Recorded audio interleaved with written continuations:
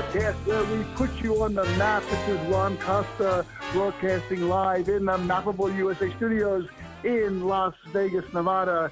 And folks out there, you got an idea?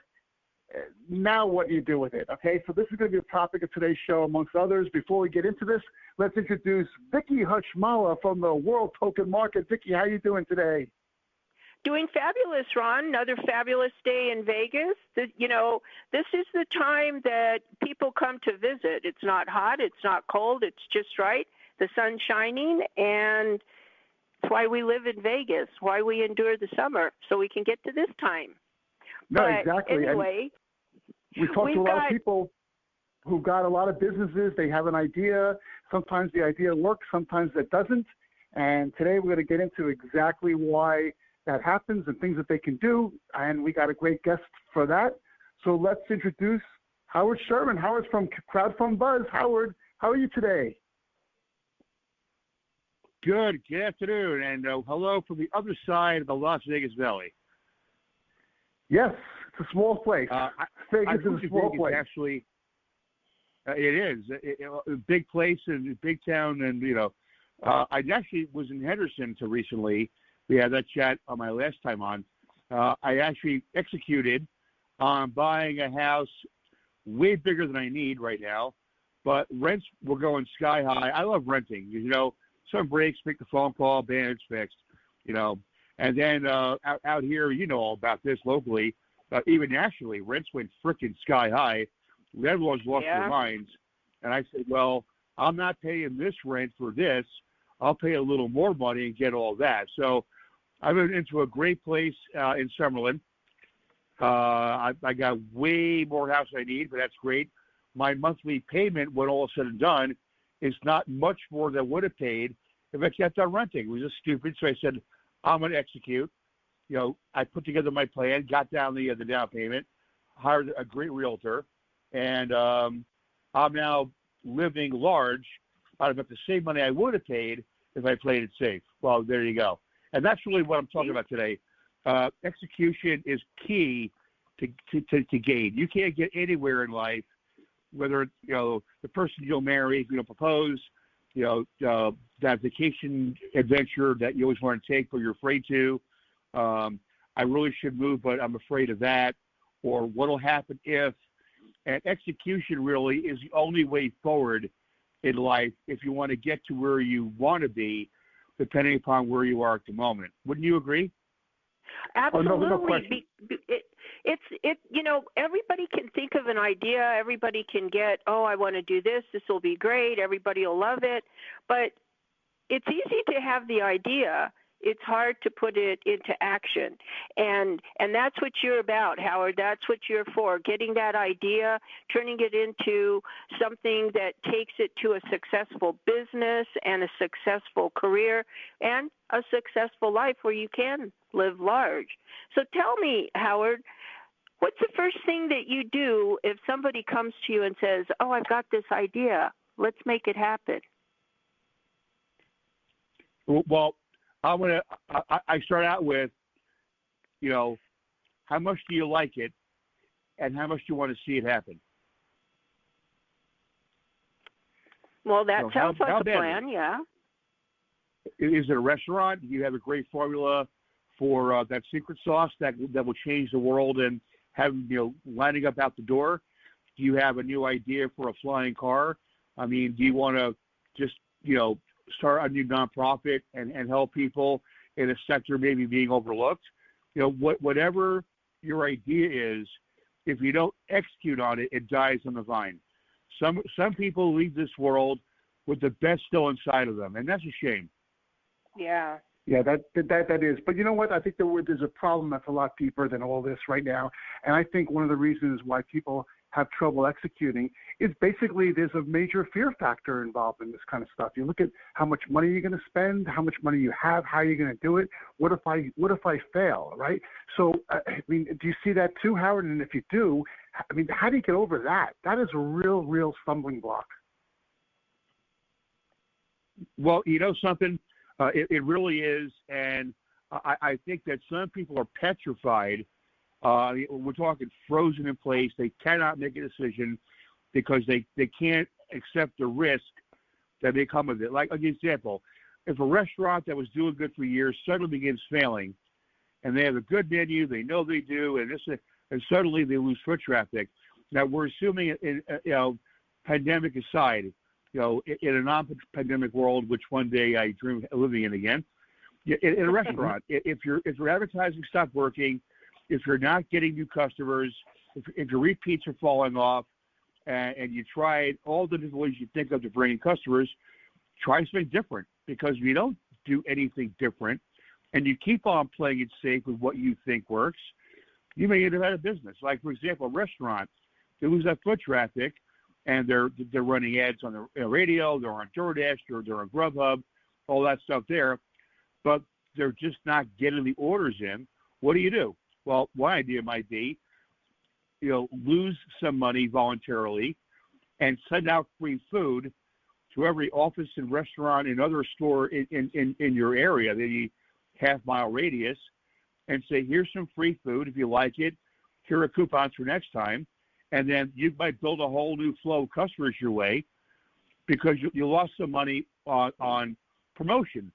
Free steak, free chicken, free tuna sandwiches, pizza, cakes, paste, whatever your gig is, give away some away. Free samples always work in every economy since the dawn of time. If they like what they see, if they like what they taste, gamble some money on the sample thing, and after a few free lunches, you have a whole new cadre of customers that want to order their lunch, they want to bring a client to dinner, they want to take their wife out, and there you go. You take the risk because the gain might be there. If you stand still, you might lose. Like in crowdfunding, right, which is really my forte at the moment, is I've seen so many campaigns just fail, get nowhere near their funding goal, crash and burn, because they were afraid, well, if I spend money with your firm, how do I know? Well, you don't know. I know you won't raise money if you don't spend money, because investors cannot buy stock in your company. If you're advertising a business, whether it's dog grooming or anything you could think of imaginable, if they don't know you exist, they can't buy. They can't become a customer. They can't order. And that certainty is failure. And so if we're afraid of failure, execution becomes like attractive.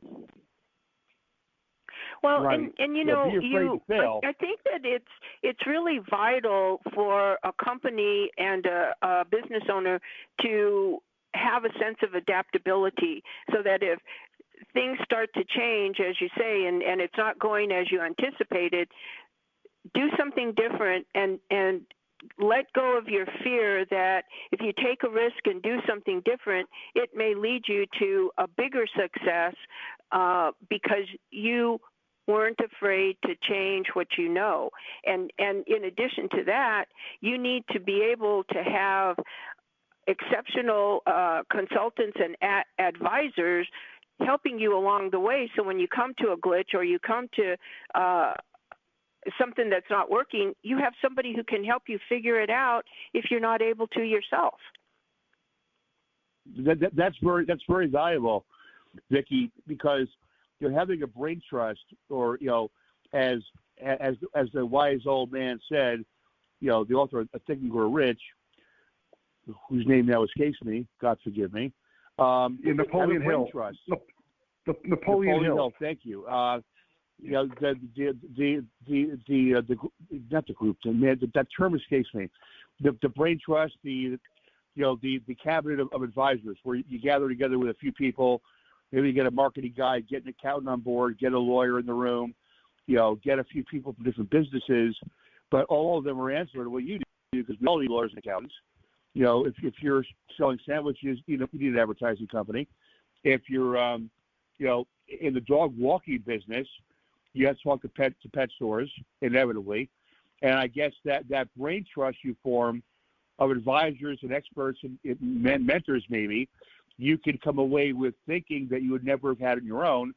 An idea you may have, you can bounce off of them, get their feedback, and they might say, well, that's pretty good, but if you added this or changed that or took this out or added that in, I think you got gold, and then boom, execute. Exactly. Case in point, Because Bitcoin mining. one person go ahead. doesn't know everything. One person doesn't know everything, but a group of people knows or experienced everything that you might come upon. Exactly right. You know, and no one can decide in a vacuum. Right. Yeah, Howard, your story about your story about the giving out free samples kind of hit home because just yesterday we went to a trade show over at the Mandalay Bay, and COVID and everything hit trade shows pretty hard here in Las Vegas. And some of the exhibitors were telling us that, wow, this has been so much better attended over the years rather than like right now. But guess who had the most people at their booths? The people who were giving away, shots of tequila or wine or samples or things like that. They had a lot of people at their booths, and I thought to myself, well, if I'm at a trade show, I want to be exhibiting next to somebody who's giving something away. Their booths were full of people. Exactly. You maximize your foot traffic. Right. But, and again, you come up with an idea too. A lot of people, when they come up with this idea they think is great, they're almost in a blinded stage because they like that idea so much that this is going to work. Sometimes they forget to do the market research that you're suggesting and to talk to people and go out and find out if the deal is viable. So, would you see that a lot with people? Do they, if you have an idea, who do you turn to do this market research? I guess you have to do it yourself, right? Well, to an extent, yeah, but that's where crowdfunding comes in, like doing a Kickstarter to test out market reaction to a new whatever the case might be. You go to Kickstarter, and then you say, well, I developed a new peanut butter, and my peanut butter is this and that, and it's creamy and organic, and we could have it smooth and crunchy, but my peanut butter is different because here's how I do it, and then you give them the idea of here's what I want to do. If you believe in this and you like what you see, what you hear, go back my Kickstarter, and I promise you one of the first jars of peanut butter, and I'll sign it for you myself. And this way now you're taking your idea from theory to the market research of will people buy this? Like for example, Tim Ferriss talked about this in I think his first book, looking for a product to sell to become an entrepreneur and enjoy freedom. You don't go to people and ask them, would you buy this if you could? You say, here, buy this.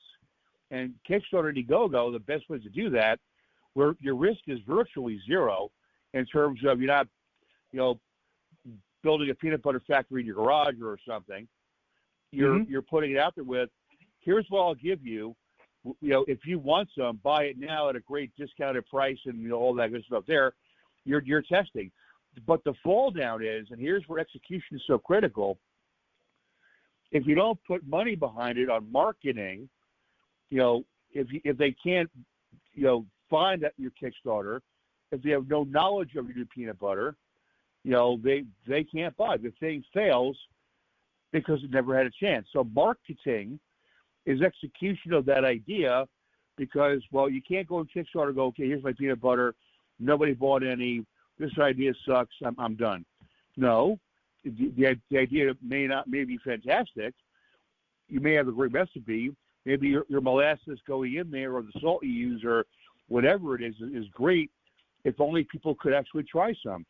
But without the marketing, and there's risk, well, I might drop $5,000 on ads. I might, pay Howard's company, $4,000 and it may not get anywhere. It might not, but you'll never know until you execute.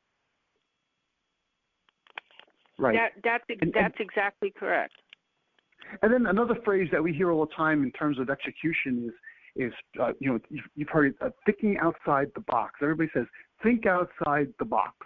So at what point do you implement that strategy, thinking outside the box? Is that something that you start off with, or when things aren't working well, do you pivot, or what's the story with that?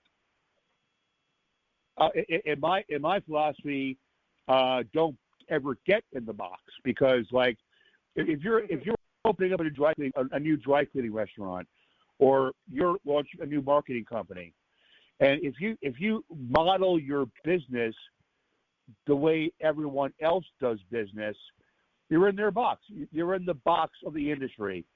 If you want to get, never get in that box, then you're stuck there. You can only charge X dollars for your services and products. You can only do things the way things are done. You can only follow tradition for the most part. And you're just like one more guy in a crowded field doing the same thing they are, chasing the same dollars they are, at the same profit levels they are.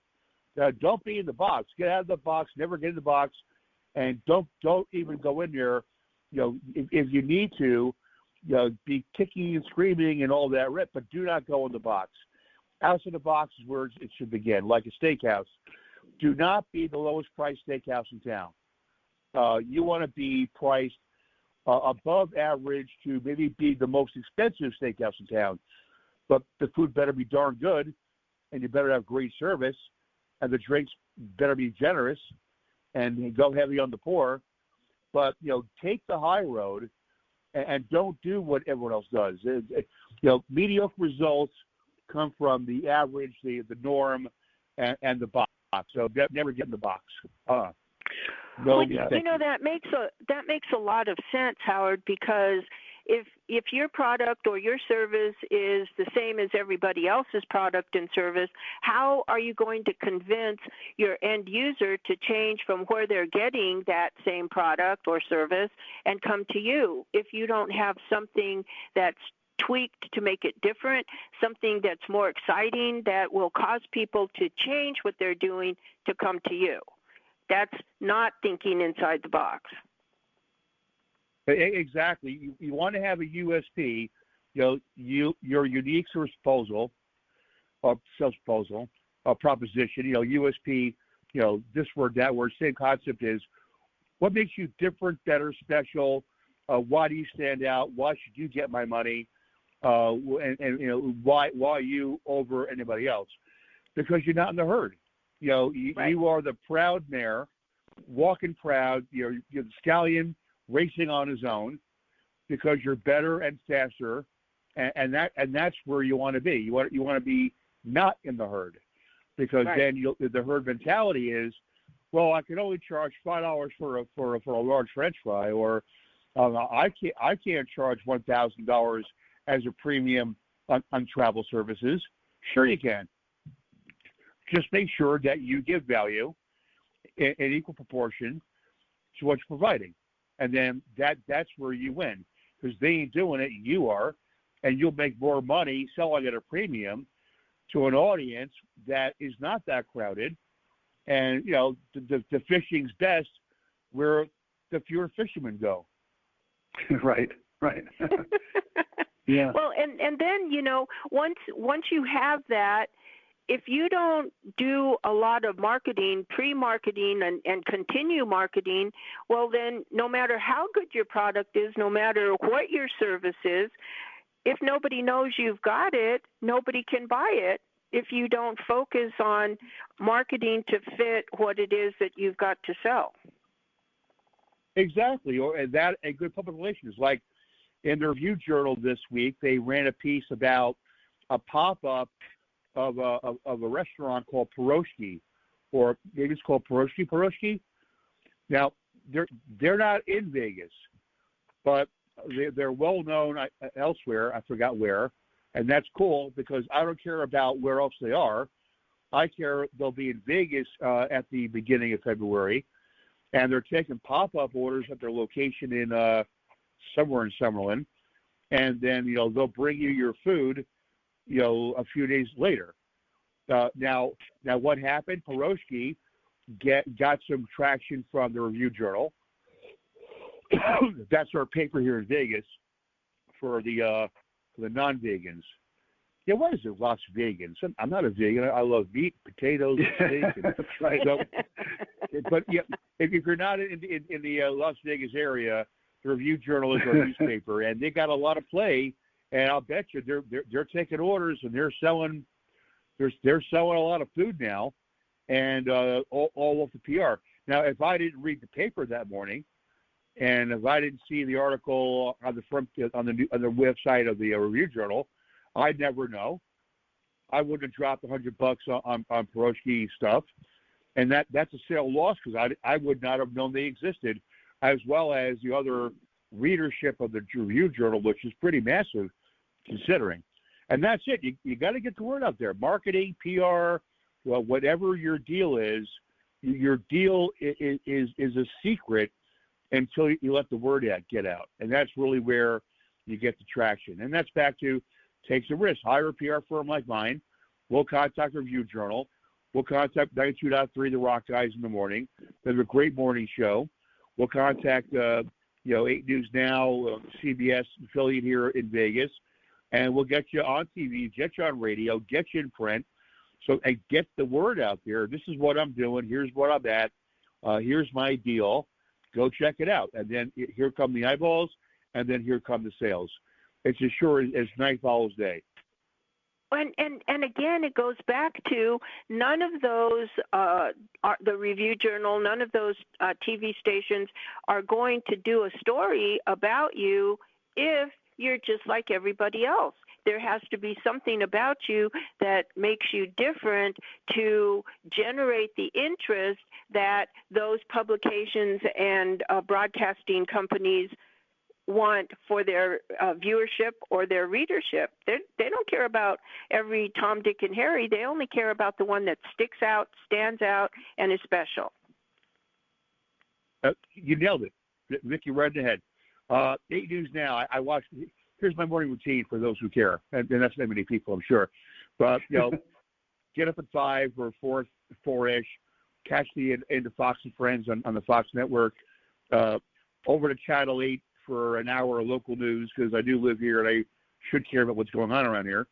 And then, I'm off to the CBS Morning News for national, and then I'm off to CNBC for business, and then Fox and Bloomberg and da-da-da. But all along there, on Channel 8 a couple of days ago, they had this guy on. He runs an ambulance company. Not very exciting, not on its own newsworthy, but as you said, Vicki, here's how he stuck out. He's offering $10,000 cash signing bonuses because they can't get enough drivers from COVID. Yeah. So they had the camera crew down there in no time at all. I don't know if it was Hector Mejia or one of them got down there with the camera crew, and he got 2 prime spots in the morning, the 6 o'clock, 6:30. And then he's probably getting the midday thing, and then definitely the evening news at 6, and then the 11 o'clock. So this guy got PR all day long, morning, noon, and night, to recruit more drivers because he's got a problem. He's got more business he can handle. That's the business guy. So what do we do? $10,000 cash bonuses, boom. Attention, coverage, and all day long. Half the Valley by now knows from what they saw, and then word of mouth. Hey, my buddy's out of work, or hey, my neighbor needs a second gig. And before you know it, this guy has a line at the door of applicants because he got the word out there by not being, usual, or it being in that herd of ambulance drivers. And he didn't pay for it. And he didn't pay for it. It was free. Well, probably. I mean, he may call it his own.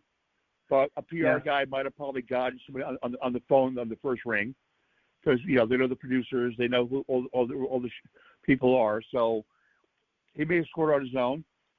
He may have hired a PR firm. Like restaurants here do that a lot because it's so competitive here. And even post-pandemic, a PR firm will get you all kinds of press, restaurant reviews, local and national, where, they have the contacts, the resources, and the name knowledge where, they'll call up and ask for Jane or John, and Jane or John knows Sam or Sally, and there you go. Oh, what do you got for me? This great new place opened up in the Valley called Burnt Offerings. They offer great kosher food, gourmet style. You could be Jewish, not Jewish. Food's great regardless. Big portions, low prices, da-da-da-da. And then before you know it, they're all over town. Great food, low prices, come on in. I mean, boom. But whether it's marketing or that or anything else, you got to get the word out there. And the execution. Let me segue to a non-marketing story, although it seems like I'm a one-track mind. I know. I first heard about Bitcoin about 5 years ago. I'm like, well, that sounds cool. And I read up on it, articles, newspaper stuff. There were no books, really are no books. How do you do a book in Bitcoin? I mean, it's not like a topic, you could pitch that to, any publisher worth their salt, because what's that? Even today, every show leading up to CNBC, Fox, what's Bitcoin? What's crypto? What is this? And to this day, no, I mean, it's a perennial question with a perennial answer, and it rolls on. So 5 years ago, I'm looking at Bitcoin mining. What was it 4 years ago? Time flies. I'll say 4 years ago. Going on 5 years, actually. I began, 5 years ago. What is this? I did my homework. I looked up how to buy a Bitcoin miner or other mining rigs, like for Ethereum and Litecoin. And I did my homework research, and I said, heck, I'm going to do this. I executed. After some research, I did my homework. No one I knew was aware of it, so I was on my own that way. But went online, did some Google searches, read up on it. I bought a couple of Bitcoin miners, hooked them up in my apartment. I went through power supplies like crazy. The things caught fire. I had a fire in my dresser because I had a Bitcoin miner pointing out my window to vent the heat out, because those things are hot and they're loud. Wow. And one of the wires melted, and I had a freaking fire in my own bedroom. But but I wasn't afraid. Execution. I want to make money on Bitcoin. This is what I want to do. I put up my cash. I bought the Bitcoin miners. I went to power supplies like no one's business. And so I found the right power supply. That was trial and error, let me tell you. 600 watt, 650 watt, 700 watt. What kind of cable sets do I use? I mean, it was a process. And, I wasn't afraid of making a mistake. I was afraid of burning alive in my house, but I'm not afraid of making a mistake. But it led to an outcome. I was Bitcoin mining successfully and profitably. Not the first day, not the second week was getting better, but end of the month it was clockwork. And I got there from execution, adjusting my course along the way, changing what I had to change, improving what had to be improved. But it all began with getting there first and not worrying about what would go wrong, but focusing on making it work, making it right. And it did. Exactly. I made money on Bitcoin mining in my own apartment. I didn't lose my life in a fire while I was sleeping. It worked out for the better in the end.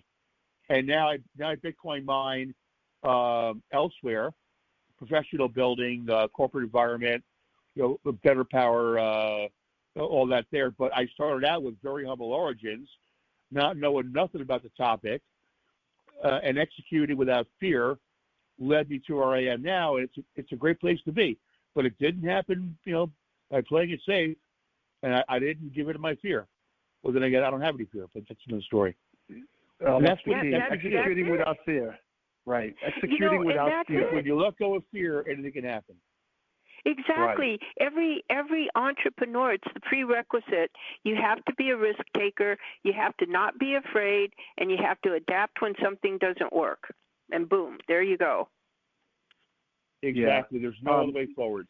Nobody gets ahead by playing it safe and standing still. Yeah. Earlier in the podcast, you mentioned entities like Kickstarter and Indiegogo, and equity crowdfunding is a little bit different than that. It's a little bit more intense, I guess you can call it, and money intensive and time intensive as well. What do you say to somebody who's got an idea or a business owner and wants to do this crowdfunding and wants to execute on it, but perhaps is a little intimidated on the whole process? They have to hire securities lawyers and auditors and transfer agents and broker-dealers and things like that. Do you see the intimidation factor at all work with some of these people? Well, yeah, and rightfully so, because if you do your homework on equity crowdfunding, you learn quickly that to do a Red CF campaign where you're looking at raising between $1.07 to $5 million, will require an attorney. It will require a CPA, because the CPA will sign off on your financial paperwork. Your lawyer will handle all the other filings for you and other paperwork. So you have two high-priced professionals that you must pay to get your campaign to the starting line. But then when you get on stage, you have to come up with a pitch deck that's appealing. And the more attractive your deal is, the more likely you are to get investors. Like, if you're a pre-revenue startup and you have a dream, I wouldn't count on much. Like, there's a company out there, talking about execution or lack thereof. There was a campaign on Start Engine mid last year, last summer-ish. They were looking to achieve FDA approval on a it was some kind of a non-chemical, drug-free allergy, either treatment or preventative. It was an allergy treatment or something for people who had allergies but don't want to take any drugs or medication or over-the-counter prescription, what have you. So we were talking about their campaign, and I got their story that they did indeed develop an all-natural remedy for allergies, very effective, zero drugs. Mm-hmm. And they said the thing is, though, to get FDA approval will take a lot of time and money to get to the trials and all that rigmarole. And after like 4 or 5 conversations, I gave them way more time than I should have, and I should have known better back then that I was talking to a nervous Nelly. Well, what about this and what about that? I said, well, what about you try nothing and you fail? And you know what? Yeah. That's exactly what she decided to do. That's exactly no what execution there. She chose failure. And her campaign, she chose failure. And funny enough, well, not funny at all, a lot of times campaigns fail because of that lack of execution. They paid the accountant, they paid the attorney, they paid the platform fees, they got up to the starting line, and they never got past that because they failed to execute on the thing that matters the most. How do I get the investors? That's promotion, it's PR, it's marketing. And if you don't do that, well, and then I'm back to her question, how do I know? You don't know. But I do know you'll tell if you don't try. I do know that. And she, golly gee, I'll never forget, her name was Anne-Marie. She chose failure, and she said, I want to play it safe. Well, now her whole life you can't with play that safe idea. Well, what if this did work? What if I did hire that PR firm? What if I didn't quit? Where would we be? I mean, she'll have that her whole life. And I don't wish that on anybody. It's like a ghost that won't go away. And it's a shame. Yeah. But moreover, other campaigns fail. I'm sorry, go ahead, then I'll follow up with that. I was just going to say, what if you didn't put your bedroom on fire? Right? You never would have been able to do the Bitcoin thing. You make all these mistakes, and you learn from them, and you move forward, right? If I ever see a fire in Summerlin, Howard, I'm going to be looking towards you. You see a big black smoke coming out of the house. Hey, is that Howard's place? That's Howard's place. Well, I got a big pool in the backyard, so if things go haywire, I will jump out the window and be safety. That's right. You're safe. Exactly. You and your guests are safe. That's fine. One story down. I'll break it on, but I'll make money. Yeah. But anyway, listen, before we close this out. FTC did go on, let me close with the SEC. Yeah. The SEC did a study that came out a couple of years ago. Long story short, 98% of equity crowdfunding fails do not reach the maximum goal. 98%. Yeah. Why? Not enough advertising, marketing, PR, promotion. They're afraid of spending the money.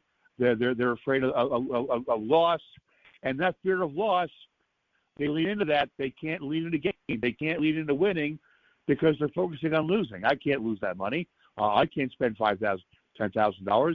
I can't do that. I might lose my money. Well, you will lose the campaign, and Right. Yes, they have not done a study since. I'm looking for one. I think they'll do one with the new RCF at $5 million now. But that study was very telling. 98% failure rate. Oh my God. Jeez. Why? Yeah. Execution. Yeah, execution. Yep. Well, Howard, we don't want to see anybody not execute. So anyone who's listening to this podcast right now, maybe want to get a hold of you. How would they do that? What's the best way to contact you? Email me, Howard at crowdfundbuzz.com. You can find me on LinkedIn. We're on every platform. We're on Twitter. We're on Facebook. For a professional conversation, LinkedIn, Howard Sherman. I'm the guy standing on the deck of the battleship. True story. Because I bring big guns to all my clients. Right. And now with your new place and everything, we're all going to your place for Super Bowl this year, right? Yeah, I'm gonna have it in the backyard. It'll be a barbecue. It'll be a barbecue jammy. I love it. In fact, great. I'm not to brag, but I'm on a cul-de-sac. My realtor told me, contractors, landscapers, damn, this is the best yard I've seen in Vegas, since, because it's like a pie-shaped yard. But that's it. I gained it by taking a chance. I said I can't sit here and waste money on rent. I'm not gonna make my landlord rich. I mean, forget right. That. I executed. Right. I took a chance. Now I live a better life. I got this, and my equal to the market. I'm moving in twice the space for the same money. Execution. Don't be afraid. Yep. In fact, don't take the safe way. The safe way is a dead end route. Right. Exactly. Right. Well, I'm hoping that this podcast inspires people to execute for sure. So, Vicki, what's your takeaway from this podcast? Well, I think what we learned here is you have a great idea, and in order to make that great idea a success, you have to execute. You need to adapt to the changes that come up. You need to have the best advisors and consultants who can help you take you down the road to success, and more importantly, help you to overcome the fear, because the worst thing any time in anybody's life is regret. I should have done this. What if I'd done that? You don't want to end up that way. You don't want to sacrifice your great idea and end up with regret because it didn't work because you were afraid. And Howard, exactly. you explained it perfectly. Thank you, but I had great help from great hosts. Thank you. Ask out that pretty girl, handsome guy. Go and link me in a speedboat. Whatever you want to do that attracts you, go do it. I mean, don't be stupid, but go do it. Yes. Execute. Don't be afraid. All right. You know exactly. what? I'm calling Bill Gates right after this podcast. All right. What's he afraid of? I know, right? Oh man, I'll tell taxes. Taxes. Yeah. That's what he's afraid of. So listen, Howard, thank you so much for taking the time to speak to our audience. This is a really good and interesting podcast. I really love the material, and you did a great job. Vicki, thanks for co-hosting it. It was a lot of fun. And folks, you're listening to the Mappable USA podcast at mappableusa.com. If you go to that website, you scroll down the homepage, you'll see all our syndication sources. Just pick the one you like best, subscribe, and you'll never miss another one of our episodes. And if you want to be a guest on the show, like Howard was today, there's a guest tab there. Fill that out, see what we can do about getting you on the show. And if you like what you heard today, send us an email at info@mappableusa.com, or just leave a comment on whatever page you're listening to this on right now. So thanks for listening. Thanks for your support. We'll be at you next time with another Mappable USA podcast. Have a great week, everyone.